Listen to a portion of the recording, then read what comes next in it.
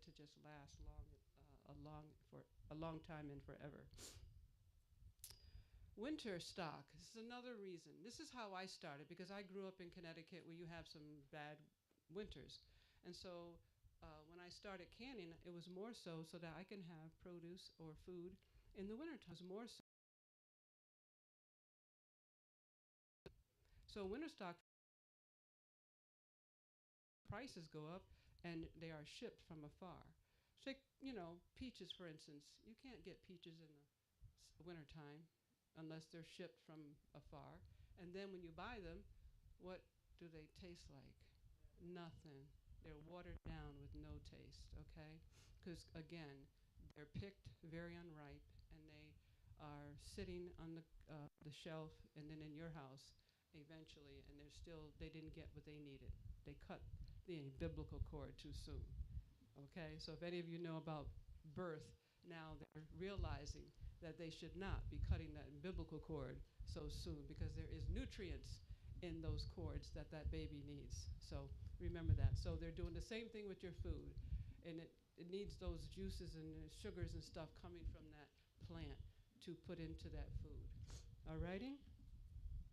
Food shortages. How many realize the food shortages during the COVID time? Shelves empty. I took pictures when I went to not Walmart, Whole Foods one time showing, the empty shelves. So stores shut down or unable to replenish stock. A lot of this is just testing us how we're going to act when it happens.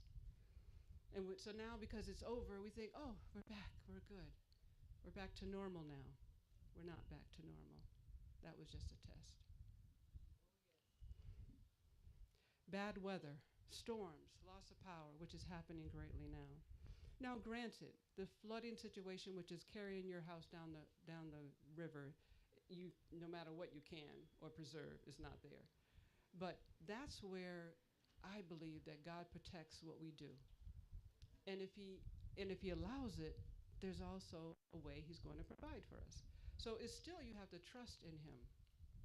Now, I wanted to bring out too that a lot of people think that canning and preserving of all kinds and stocking up on certain things, that it's hoarding. No, it's not hoarding. Because I've had people say to me, wasn't that hoarding? God's going to take care of us in that time of trouble. You see, there's two parts to the time of trouble. There's the early, another word they call it, the what? Little, right, that's the word I was looking. The little time of trouble and then the big time of trouble. Yes, in the big time of trouble, we're going to be fleeing and we're going to need God to protection for the whole time. But the little time of trouble is what He told us to prepare for. And so we need to know that. But I've had our people, some of them, say, oh, God's going to feed us. He's going to take care of us.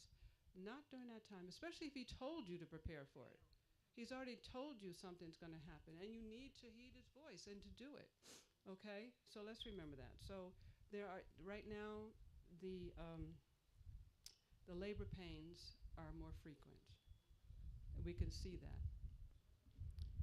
Financial losses. A lot of people losing their jobs to all this mechanical ways. When you go in the grocery store and you can check yourself out, somebody lost their job for you to be able to do that. And a lot of this technology is really putting people in a bad way.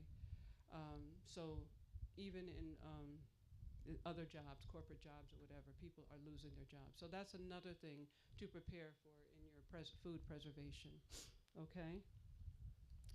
Now it's less wasteful. No need of all the store packaging and throwaways. We are creating dead zones in the ocean where fish will die for lack of oxygen. Did you know that? There are areas in the south, past like not Georgia. What is some of those states on the southern part? Huh? Yeah, all of those that are along the. Yeah, I'm just trying to move this because the wind is just taking it. Okay, so there are areas down there in the ocean where if a fish swims into it, they die because there's no oxygen. It's because in the beginning, when God gave man, He gave him the power or the responsibility of taking care of the environment. So if you can get away from plastics, not only are you drinking the particles, plastic particles in your drinking water. I drink it while I'm here because that's all I have. But in your home, let's try to make sure we can get a filter on our water, drink our own water, make our own water, or however you're going to do, because otherwise uh, you're going to be contributing to this situation here. And so we don't want to do that because it says in Genesis 2:15, we were given a commission, and the Lord took the man and put him in the Garden of Eden to dress it and keep it, meaning to take care of it. So we have our part to do. So ask the Lord, what part are you supposed to play? Unexpected guests. I don't know how many of you have adult children that decide, I can't afford it out here. I'm coming home. I had it good. I had food, shelter, warmth, everything. So, they're coming. And they not just your kids, but some of your friends and other people's kids. Okay? So, maybe children returning home because they can't afford to live on their own anymore. So that again is another reason to prepare, to can and to preserve food. Okay? So there are different modes of preservation. Let's look at them. Today we're talking about canning, but there are a lot of different other modes of preserving food. So let's look at them. Water bath canning. That's everybody here familiar with what it is? Because we're going to talk more when we transition to inside, which I'll be able to be warmer than I hope. Freezing up here now. Okay, then steam canning. Steam canning. Have anybody ever did steam canning? One? Okay. Alrighty. How do you like it?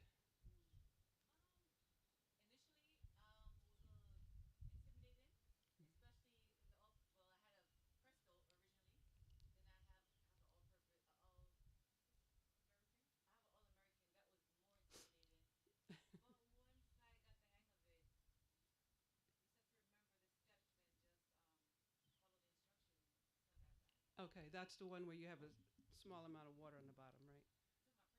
No, steam canning. Never steam canning. I'm going to be showing you a steam canner inside, but you steam can? Yes. And yes. Right. Right. It is so much better. So I'll show you that when we're indoors because it is a lot. You don't need a lot of water. It's quicker and all those wonderful things. Okay? Well, that's for pressure canning. Well, this is only a substitute for water bath canning, not for pressure. Okay. So then we do have pressure canning. So we need to know the difference. I think on this video, I mean on this slide we have it. What's the difference? Yes, we do. We're going to talk about how do you know which one to do. Okay. Yes. Will you be getting my slides? Not that I know of.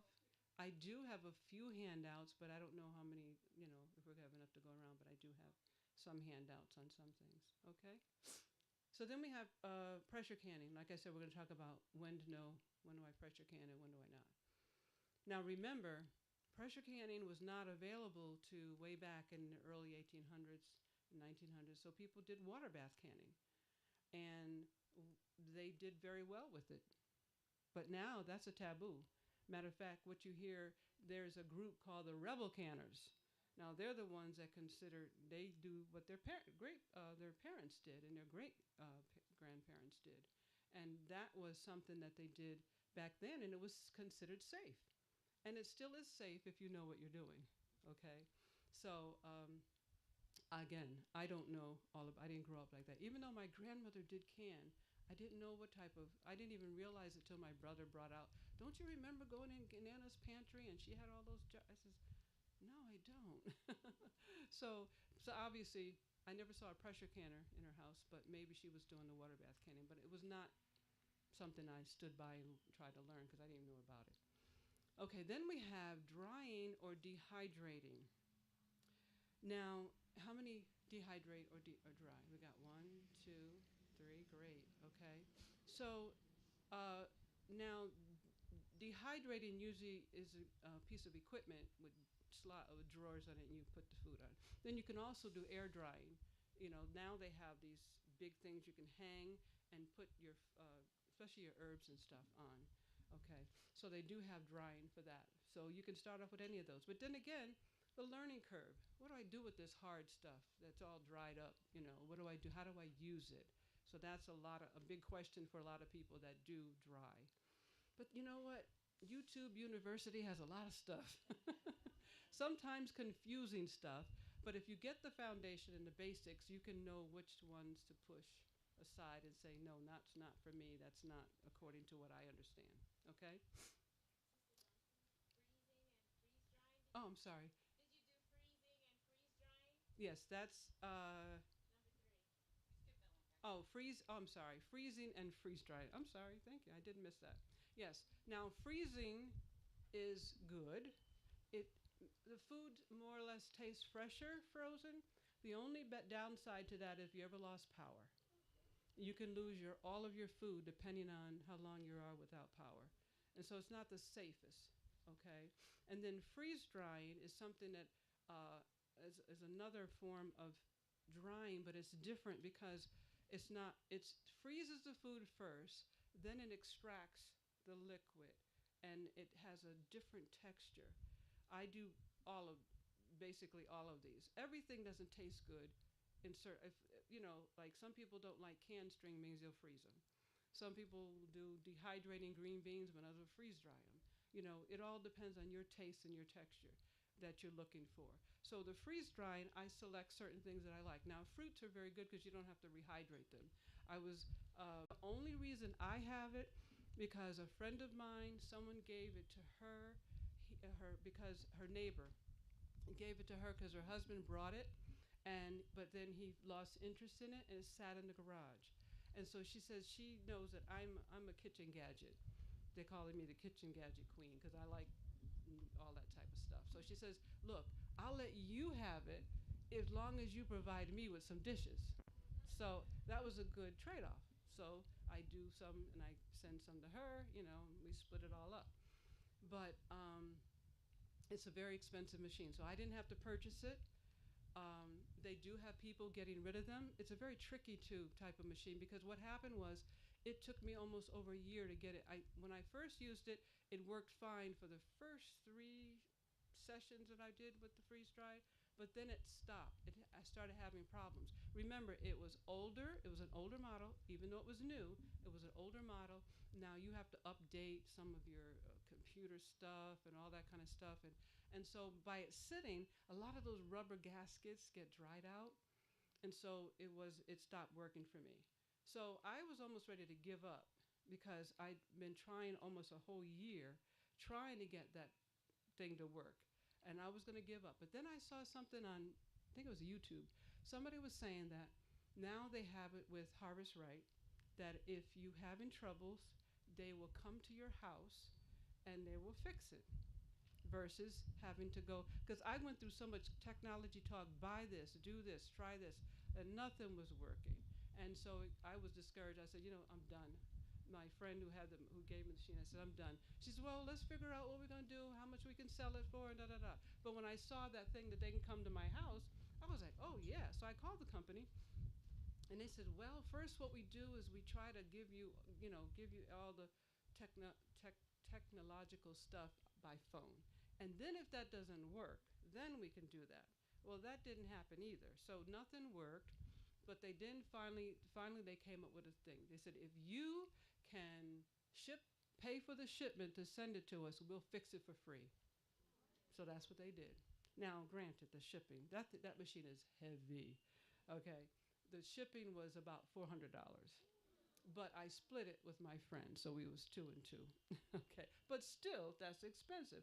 But for a piece of equipment that is super expensive in the thousands, it was worth it for us. So when I got it back, it's been working perfectly, and I haven't had any issues with it. Okay, so it's good, but it's not something that you're going to just jump into and buy. Okay, so. But like I said, I like the fruit in there because I don't know if you ever purchase. I'm sure some of you have purchased dried fruit, freeze-dried fruit in the store. Yeah, that's about what it's like. But when you freeze-dry vegetables, it's a lot different. They have to be rehydrated, or if you freeze-dry meals, like I've done lasagna and other meals, like even with the tofu, when when it looks like a some of you have ever purchased dried tofu or freeze dried tofu. They do sell it in Chinese stores. And so, but because of the freezing process, it's going to be more of the texture of the frozen tofu. And I kind of like that texture. Anybody have ever cooked with frozen tofu? Yes, it has a more chewy texture. So that's what it's going to be more like. It's not going to be the creamy, smooth tofu that you may have been used to. Okay. All right. I'm still cold. Getting there. Huh? Yeah, I know, but that's too much movement. That's too much movement for now. But I'm getting there. So then we have lacto fermentation. That's another one that's a boo boo word. You say the word fermentation because I know I was there. You said the word ferment. Oh no, I don't eat nothing fermented. Well, then you're not going to eat bread. That's fermented. You're not going to eat yogurt. You're not going to eat a lot of things that people are consider fermented. But the difference, there's two types of fermentation. One makes lactobacillus and one makes alcohol. Those are two basics. There are other little ones in between there. But that's the difference. And I only do lacto fermentation, and I only do vegetables. They're very good to have, a root cellar. That's another way you can store your root crops, like your onions and potatoes and your even cabbage, which is not a root, but there's a lot of foods that, because of the temperature and the environment, this food lasts a year or more for some people. Okay? Then we have dry canning or storage. We're going to talk more about that when we get inside. Dry canning. You want to know the difference because there's different types of what they call dry canning. So I'll save that for inside where I can show you better. So canning is a way of life, not stockpiling. Canning has been in existence for some 200 years, and for much of that time, homemakers needed to preserve their harvest in order to feed their families during the lean winter months when gardens were bare. You know the people that survived during the Depression? Who? In the country, the farmers and all those that put up their food. The other people, where were they? In line with the soup kitchens. Okay? So that's another, pardon? Yes. Yes. So just remember that. When you have your own, when you're prepared, you don't have to suffer. But one thing I want to bring out, though, because some people think, because see, canning and food preservation I love it. It's a topic that I love to talk about it. It's not salvation, okay? Preserving food is not going to save you, but it can save you from what's to come so that you can go to the next step, okay? But it's not a salvation issue. So just remember that. If God is bringing you to the point or sharing, alerting you to do this, it's not about hoarding. It's not about, oh, this is a salvation thing, I have to do it, whatever. But it is a preparatory thing to help us to get through that time in which we are headed to. I really shouldn't even say headed. I'll say it's here now. It's here because you can't find the food in the store. It's here because the prices are too expensive. It's here. Yes.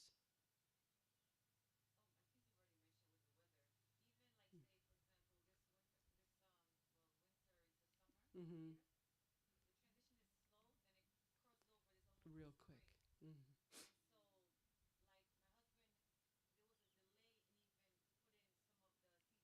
Yes.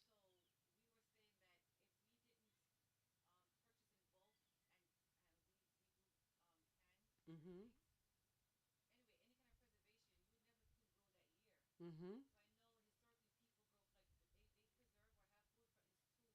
Mm-hmm. Yes. Yep. Mm-hmm. That's right. So when you have plenty, because some years certain crops are plentiful, don't think about just that year. Think about other years when there's no crops, and so that's true. I couldn't get the foods in the ground because it was too cold or too wet, and so what we're still trying.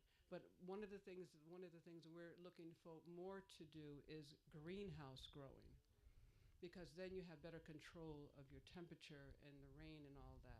I'd love to have some commercial growers where they work automatically. If it's too hot, the windows open up or the sides roll up, and they water themselves with, drip irrigation, all of that wonderful stuff. But I don't have it. However, if you're a gardener today, you know the need of continuing this practice or some food preservation method.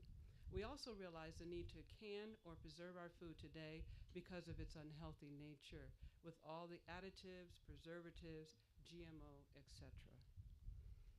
Now, some resource material. I think this is important because when I started, I didn't have a group of people to teach me. I had a desire. There was, I think, one lady in our church, elderly lady, who had canned. But I didn't really, I did refer to her sometimes for certain things. But the main thing that I had in my possession to help me was the Ball canning book, the Blue Ball canning book. I studied that like it was a textbook, okay? It was very, very helpful. So much helpful that when I learned how to can peaches from the Ball canning book, you cut the peaches in half and then you overlap them like this. They look beautiful. I thought that was normal. And I'd show the lady, she says, "Oh, wow." They were like, "Wow." And then I went to one of our, not health places, but I forgot what you call them. If I name the name, you'll probably know. In upstate New York, I don't know if they're still there. Anyway, what was that? No, not Edenly. This was not that far. This was, no, it was, yeah, I can't remember, earlier days. But anyway, they were canning that day, and they were canning peaches. I saw them slice them peaches and throw it in that jar. I says, "Oh, that's how you do it." Okay. So I didn't have to go through all that trouble of boiling them and taking the skin off to make them look shiny and pretty and overlapping them in the jar so they look pretty.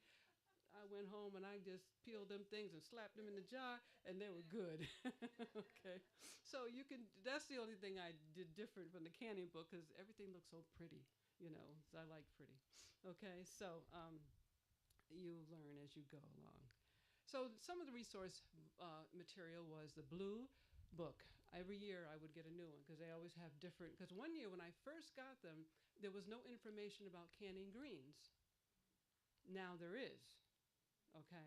A lot of times when they put a food on the no-no list, it's not always because it's dangerous. It's because the end result is not good. Like they're too soft or the flavor gets too strong. So there's a lot of different reasons why they say, it's a no, not recommended. Okay? So there are up to date editions. There are up-to-date editions. I love the older editions shown first, and second, it has better gardening planning information. So that's what I liked about the earlier books. Also, if you purchase food from your local farmer's market and you want to can a certain amount of jars, these older books have more information concerning that. That's what I thought when I looked at it. Because let's say I'm a family of 4. No, I had 3 girls, 5 of us. That's when I was canning. It was 5 of us. And I wanted to kind of know, you have to kind of know, well, how many times a week am I going to eat that food? Okay. How many jars will I need? What is one jar? Which we're gonna talk about that. I think we're gonna talk about here or there. But anyway, if I say I want 50 jars of peaches, to you that's a lot. But if you eat peaches like twice a week or 3 times a week, it's really and you want it to last you through the season, that's not a number. So I'd have to look at what size jar I'm going to use based on my family size. When I first started canning, I used quart jars because I had a family of 5 of us. And even though it was still shy of the amount, because what you basically do is 1 cup serving. So a quart is 4.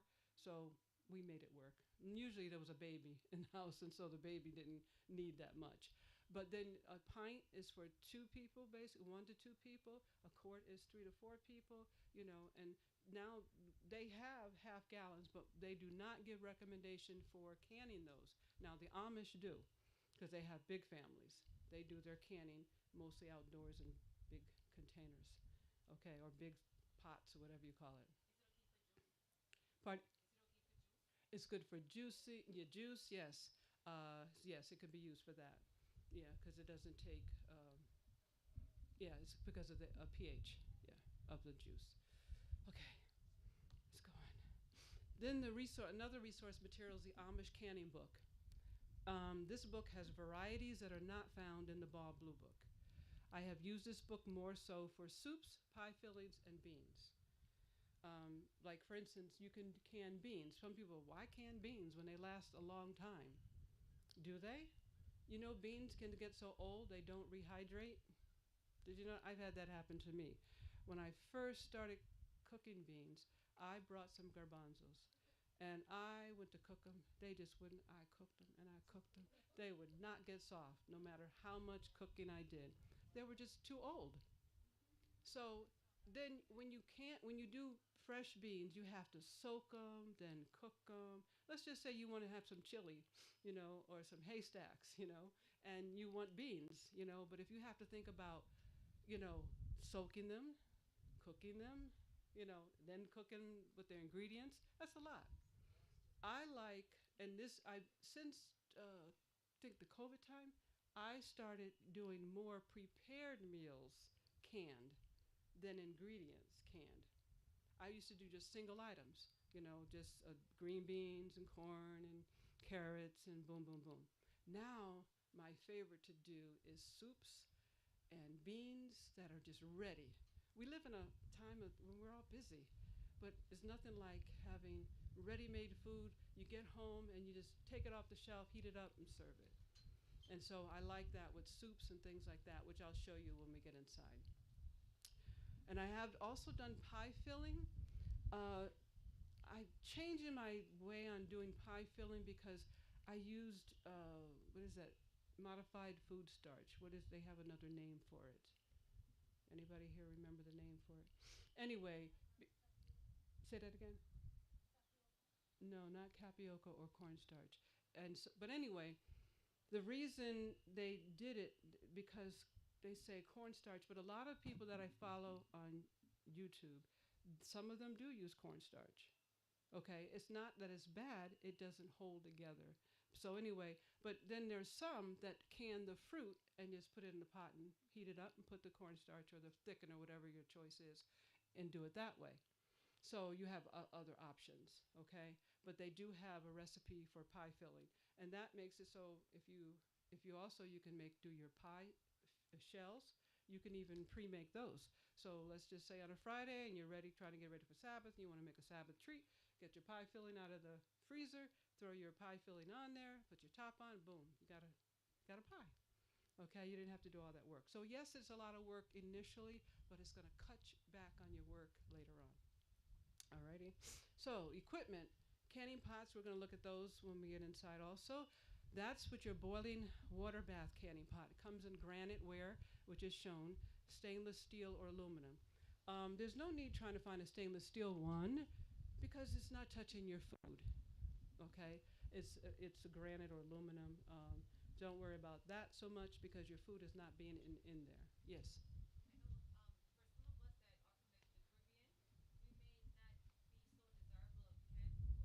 Right. Mm. Mm. Yes. Yes. Yes.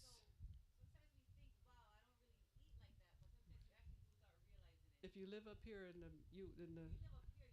you will right.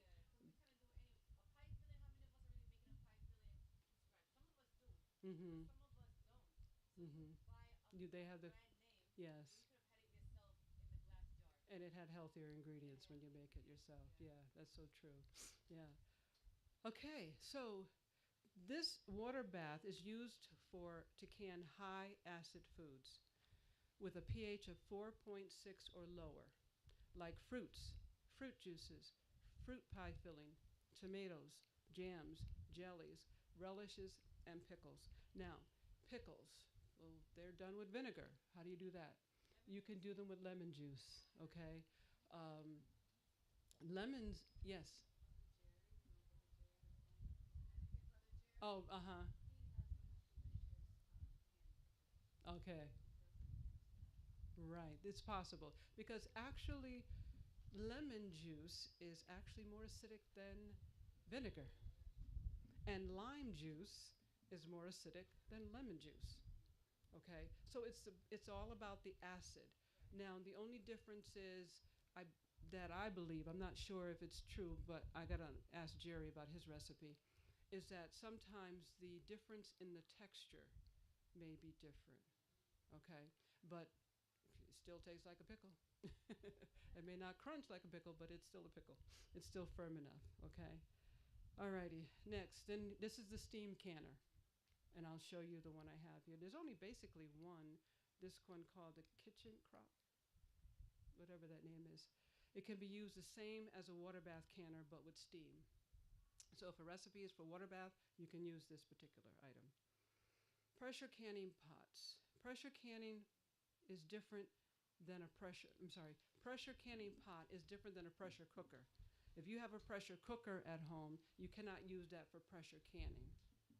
Okay, again, we'll talk more about that inside when I can be warmer. Okay, oops, where am I? Okay, so pressure canning pots are necessary for low acid foods, pH more than 4.6, such as meats, which we don't have to worry about, which we will not be promoting or encouraging. This is a plant based canning class. Vegetables, beans, and any food that the pH is raised more alkaline by extra ingredients, such as adding a large amount of peppers and onions to your tomato sauce. So if you are doing tomato sauce and you want to add peppers and onions and other things that are low acid, you either follow one of the recipes because they give you more of the ratio in the Blue Ball Canning book. You can get a better ratio of how much peppers can I add to how much tomatoes. Okay. So, but if you go overboard in how much you put in, it may not properly can. Okay?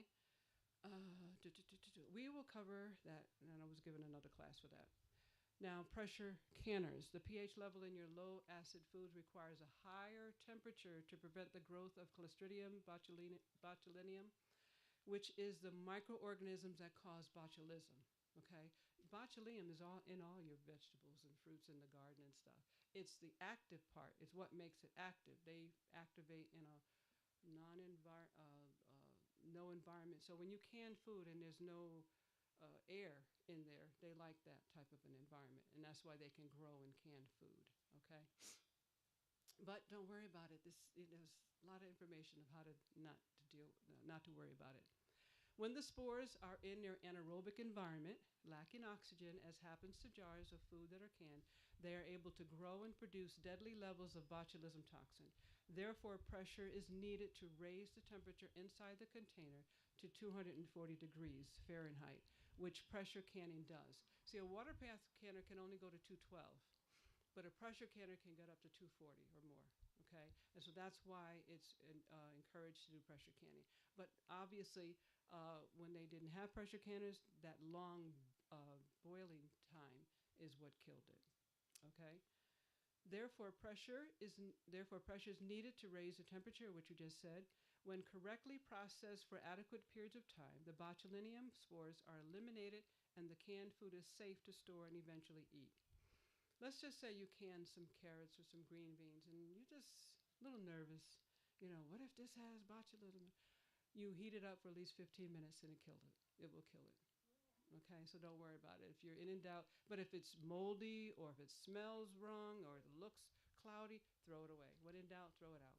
Okay, but if it looks normal, smells good, but you're new and you're saying, oh, what if this is not good? And I'm serving it to my family. Just heat it up for 15 minutes. Okay? So this is the pH scale. Pardon? Till it boils. Yeah. Okay. So which is about 212. Okay. So here we have on one side we have the low acid, which are your vegetables, and then you have the high acid, which are your fruits. Okay.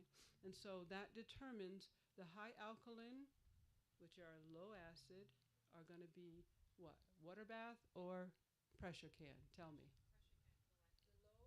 Low, low acid, but it's high alkaline. It's going to be pressure canned. Okay. Your high acid vegetables are going to be, can be water bath. Okay.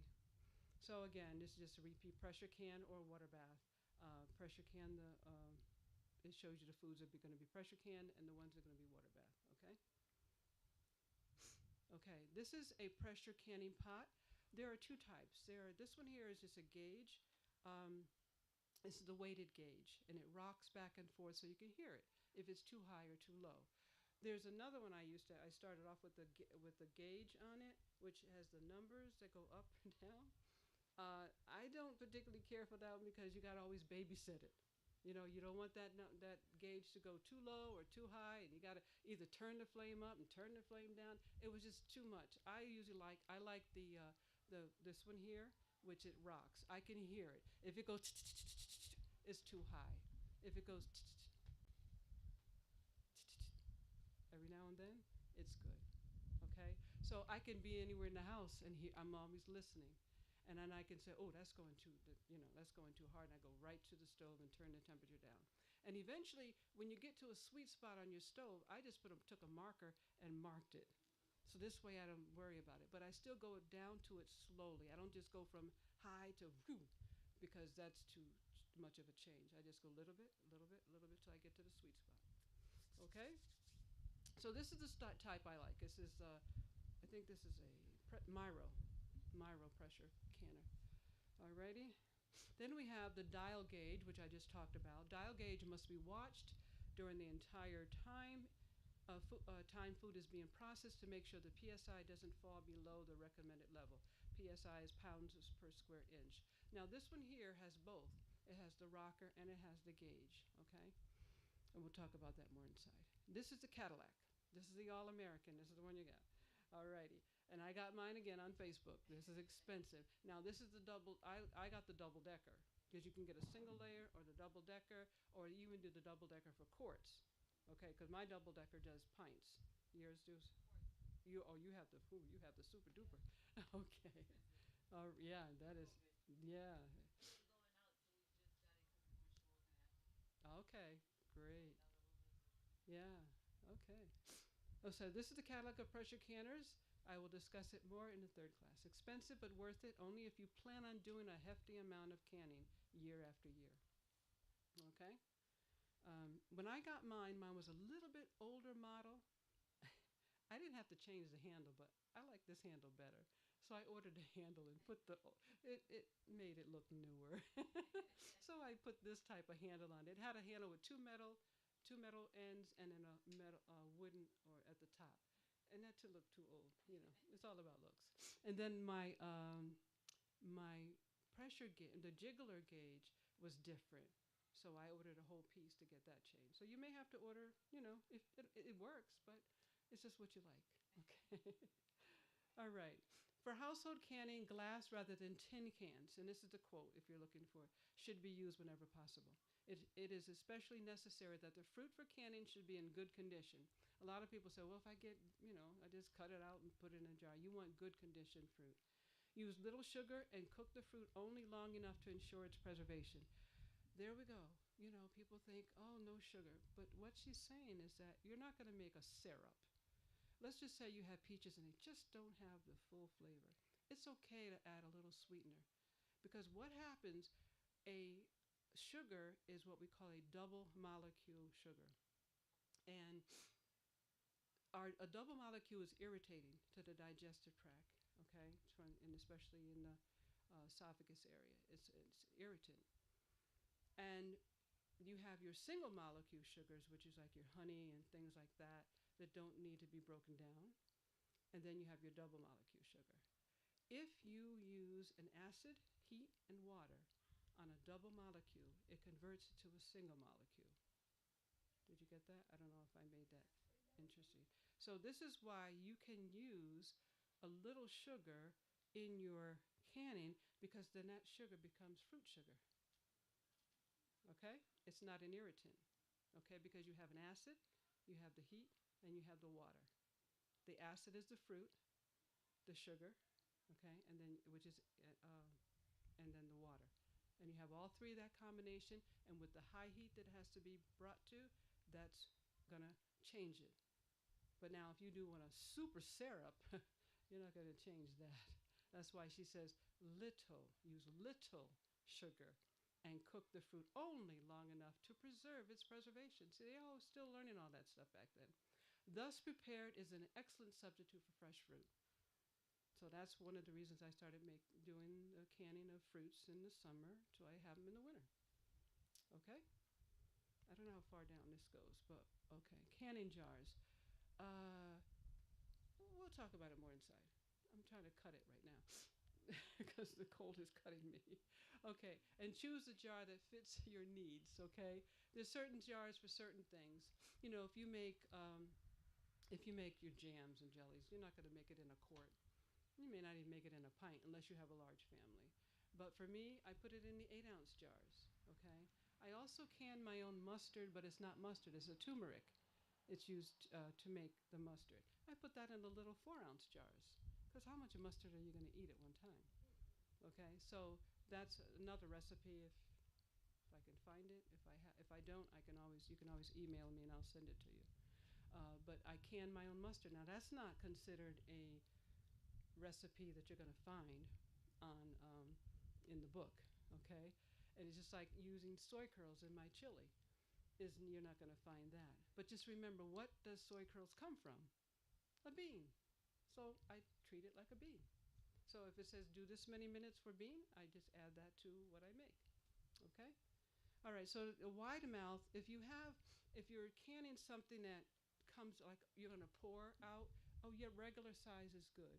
But if you have something that's like, let's say you are doing pickles, they're in the jar, you want to be able to lift them out. You're not gonna, if you put them in a small mouth, you have to dig them out. Okay, so you choose according to what you're canning. Is basically what this said. Or like it says, asparagus. You know, some people can asparagus, and that's a stem, and it's going to be standing straight up. You don't want to put that in a regular mouth. You want to put that in a wide mouth. Alrighty, and your question, your half a gallon, you're talking about the juices, apple and grape juice, yes, can be lived in that 2-quart. Then this is a home canning planning guide. For instance, if you're doing pints, you would double the amount. So what this gives here, let's just say I want to do 50 jars of peaches. Well, let's look at the apples. That's what's on top. It says here, if you buy a bushel of apples, it's going to give you 16 to 20 quarts. Now for me, I'm doing pints, so I'll just double that number at 32 and 40. That's what I'll get. Okay, so this guide is pretty good. It helps you to know how much, you say I want to make a certain amount. And I think I have that copy in there, a handout. Okay? So again, for instance, if you're doing pints, you would double the amount of jars needed. So for 1 bushel of apples, you get 16 to 20 quarts. But if you're using pints, it would be 32 to 40. Okay? So that's another way you can know. Now, here we have just talking about the lids. This is just me telling you how to use what there are. Okay? Hi, students. So now it's time for us to start looking at some of our supplies. So we are going to look at this point of the lids and the bands, okay? So we talked about the jars, and they come in different sizes, but they also have different openings. This is considered a wide mouth jar, and this is a quart canning jar. This is considered a regular mouth jar. And so basically you only have 2 sizes when it comes to the mason jars, either the wide or the regular. And they come with 2-part bands. You have the lid and you have the band.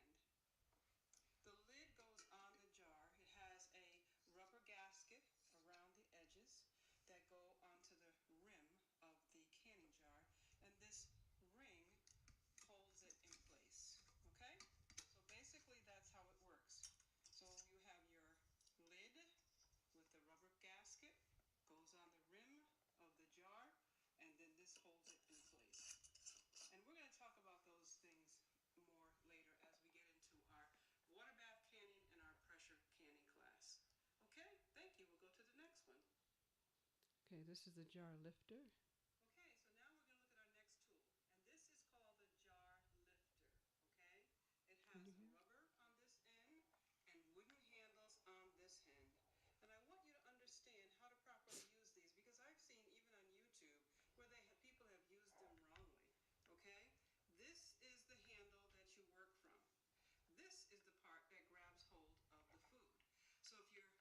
a jar, for instance, this tomato sauce, it has to fit around the bottom of the band because you're going to be dealing with a lot of hot stuff. The jar is going to be hot, the water is going to be hot, and so you have to protect your hands. You're not going to put your hand in that hot water.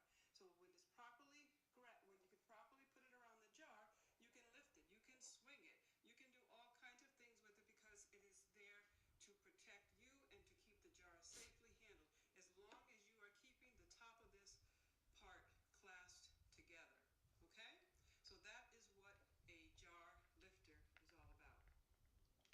Let's look at our next tool. Okay, students, now we're going to look at our next piece of equipment or tool. It's going to be the funnel.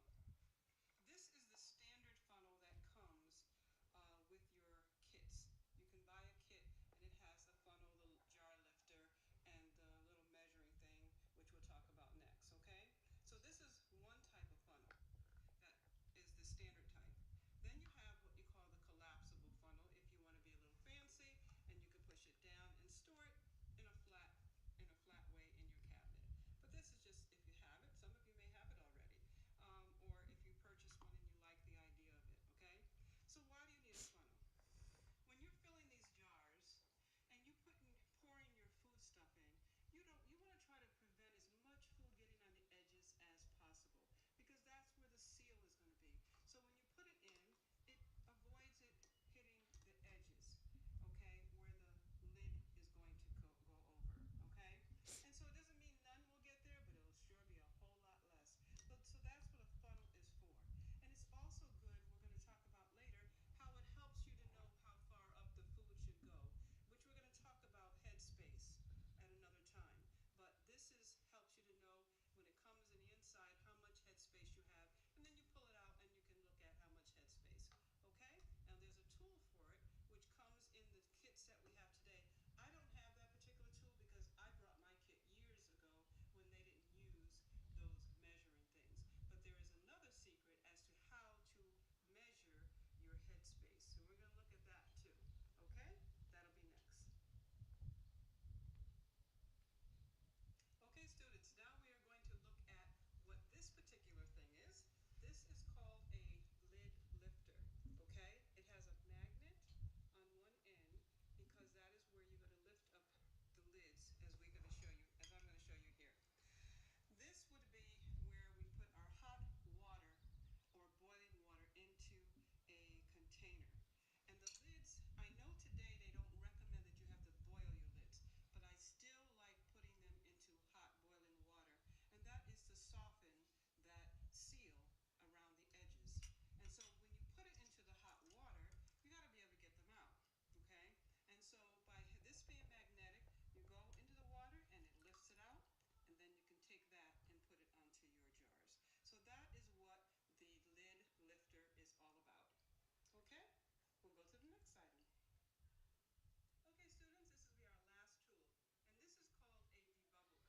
And what that is for is that if you fill your jar with food, especially let's say if you have peaches or pears or sauce, sometimes bubbles get trapped in. So you take this little tool and you slide it down the sides of the jar, and that will release the bubbles. You don't want bubbles in your mix because if those bubbles release, they can push up and cause your lid to unseal. Now, this is the old-fashioned one that I had years ago. And but now they have one that on the end of it, they have what they call ridges for you to measure your headspace. And so your headspaces can range from 1 inch to 1/4 of an inch. This lowest part here is for your 1-inch headspace. The next level is your 1/2 inch headspace, and just above that is going to be your 1/4 inch headspace. And that's what you're going to use when you're dealing with jams and jellies and things like that. Okay? But we're going to talk about headspace as we do our pressure canning and our water bath canning classes. But just so you get an idea of what the end of that debubbler was for. It's for measuring headspace, but it doesn't look like this. It's a solid, opaque, like green or another color, and it has the ridges on the edge of it, okay? So we'll talk about that more, and so when you go out and get your toolkits, understand what that piece is for. Okay, we're going to go on with our lesson. Okay, and as it says, never use metal to remove air bubbles because you can damage the glass jars. So as you scrape down, you may be scraping, and it's going to affect the glass. If you don't have this, you can even use a chopstick, wooden. You don't have to use this particular type of stuff. But if you buy the kit, you're going to get one, not one that looks like this. This is an old model. Okay, this is what you're going to get, the Headspace tool. Okay, and you see at the top where to measure the top of the jar to where your food is. If it tells you I want a half inch space, then it shows you. You can put it in there and see if it reaches to a half an inch. Any questions on that or any of these tools? Okay. So again, so what is headspace? When you can or freeze, we need a certain amount of air space between the food and the top of the jar for expansion and contraction. Okay, so if you look at that lid, they'll have the lid and the level of the liquid. Different headspace based on what you are canning. Basically, if you're doing water bath canning, that usually requires either a quarter inch or a half an inch headspace. But if you're doing a pressure canning, that's usually an inch. Sometimes if you're doing meats, which I'm not recommending here, they even have to go a little bit lower than that, maybe an inch and a quarter. Okay? So that's what headspace is for. Okay, so then you have to find out your timing and your pressure is by altitudes. Okay, so you have to figure out, you can Google it, find out what altitude are you living at. And so if it says if you are preserving an altitude higher than 1,000 feet above sea level, adjust boiling water pressure time is indicated. So I'm above the 1,000 to 3,000. So I have to increase the processing time for water bath. And so you need to find out what yours is so that you can adjust it accordingly. Because a lot of mostly all the recipes are usually dealing with the lower altitude between 1 to 3,000. Okay. Then PSI for pressure canning, same idea. Know your altitude and altitude between 1 to 3,000.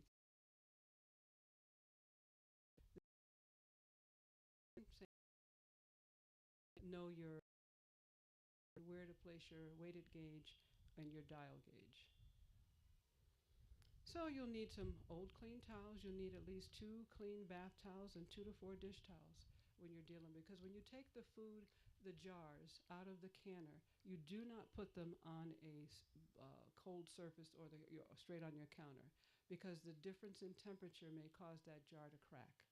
So that's why you need to have this material. But you can even use, I don't know if you've ever had, I may not recommend that as much. You ever see those drying mats? But they may be a little bit too cushiony and maybe a little not as stable. Some of them may be really nice and flat. So you can use something like that too, as long as it's not direct to the counter. The temperature may be too much of an exchange. And then you maybe want a notebook to keep good records of what you learned, any mistakes, and the results, how much you canned per item, and the dates. Okay, so that's something that you want to use, because you may have had bad results, or well, what caused it, so keep notes to know what to do for next year. I think that's, labels. Label each jar with contents and date. Use a permanent marker. If you don't have those fancy labels, it works. And mine are basically, it's with a marker. Okay, and I've tried the labels, but then the problem is if you put them on the glass part, they're hard to remove. Okay, even though they eventually will come off by rubbing them, but you can put them on the top of the lid. But yeah, anyway, just stick to the regular marker, and it'll do just as good. I think that's it. Oh no, the Victoria strainer. Anybody have a Victoria strainer? Okay, this is what they call. I use it for applesauce, and I use it for tomatoes. Sometimes it all depends. No, I don't use it for tomatoes anymore. I used to use it for tomatoes, but now with a Vitamix, I use skin and all, and I put it in the Vitamix, and it blends it to a cream. You don't have all that skin floating around. But anyway, we'll talk about that in there. Let's look at the Victoria strainer.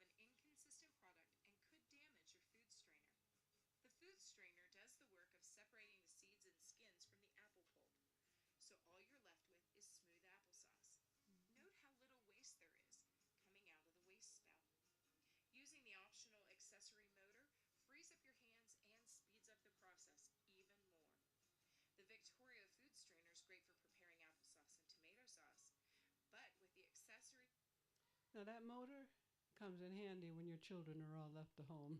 Okay, they used to love to turn the handle, but after they left, I said, you know what, I'm gonna give that a try, and I love it because it frees your hands up, and you're able to work with putting food in and while it's doing its thing. Okay, so any questions on that? We didn't. I'm just about ready to finish it, but this is one of the main things. Like I said in the beginning, I would do my tomatoes, but now I want the whole tomato, and I just blend it up into my Vitamix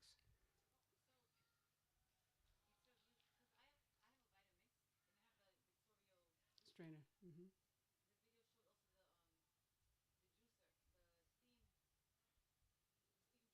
Uh huh. What about?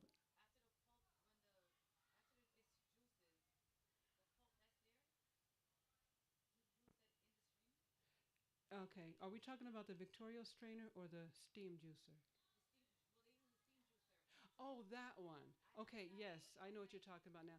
That yeah, that's in the background here. That's a steam juicer.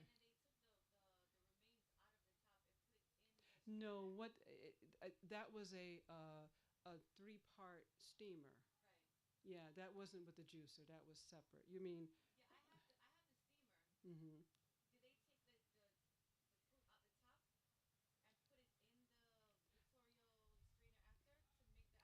They didn't get it from this particular brand. It was another, just a steamer pot.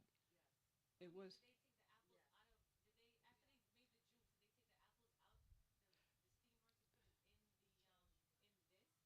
N-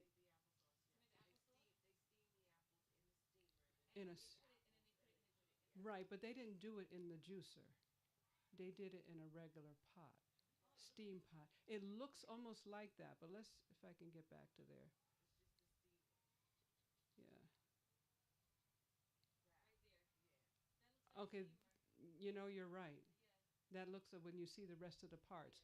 I always associated that picture because I have a three-part steamer.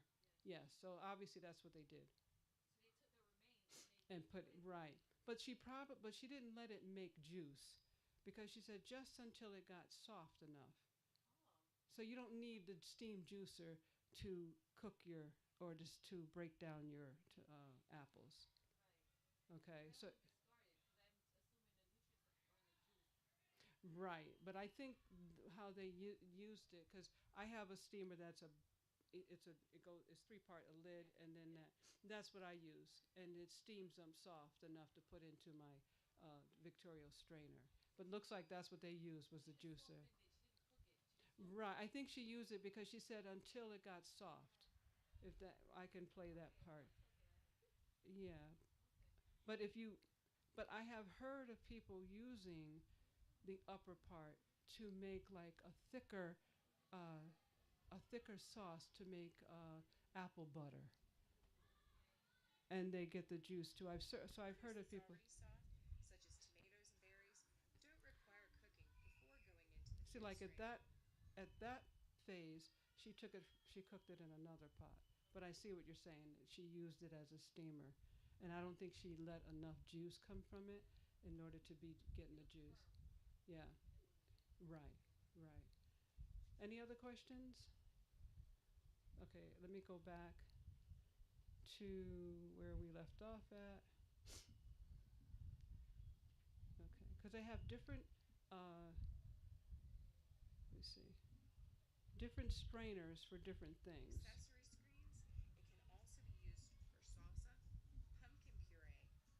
Like for pumpkins, mashed potatoes. Okay. Okay. Okay. So that's the end of that course because this just goes into question and answers when I do other classes. Okay. How are we doing? You thought you need to thaw it a little bit? I know I do. All right. Any questions so far? We're going to talk more inside, and hopefully it won't take. I see some of y'all are a little sleepy. I gather you didn't get a little get enough sleep last night. All righty. So, are there any questions? Huh? Okay. All righty. So let's just close this session out and we'll go inside. Let's pray. Father God, thank you for this information that you've given me to share. I pray, Lord, that not only will we just be hearers, but doers of the word, that we may be prepared for the things that are coming upon this earth, so that, Lord, you can use us for not only to save us, but to save others. We thank you and we praise you and ask these things in Jesus' name. Amen.